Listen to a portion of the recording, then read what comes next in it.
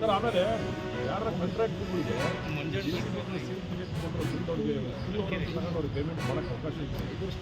ನೀವು ಮಾಡ್ಸೋಕ್ಕೆ ಯಾರೋ ಟ್ರಸ್ಟೆಡ್ ಕಾಂಟ್ರಾಕ್ಟರ್ ಹೇಳಿ ಎಲ್ಲೆಲ್ಲೋ ಇಮಿಡಿಯೇಟ್ ಸೀಲ್ ತೆಗೆಕಾರ ಹಚ್ಚಿ ಅವ್ರಿಗೆ ದುಡ್ಡು ನೀವು ನಿಮ್ಮ ಮಾತಾಡ್ತಾರೆ ನೆಕ್ಸ್ಟ್ ಬಂದಾಗ ನೀವು ಹೆಂಗ್ ಮಾಡ್ತೀರಿ ನೋಡ್ರಿ ಮಾಡ್ಬೋದಲ್ಲ.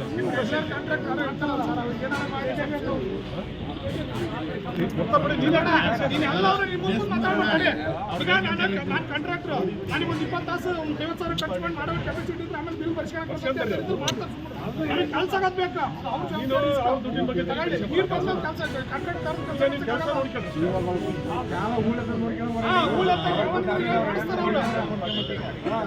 ಕೆಲಸ ಮಾಡ್ಕೊಂತಿದ್ರೆ ಲೇಟ್ ತಗೊಳಕ್ ಶಕ್ತಿ ಮಾಡ್ತಾರೆ ನಮಗೆ ಕೆಲಸ ಆಗ್ಬೇಕು ಈಗ ಅಷ್ಟೇ ಹೇಳೋದು.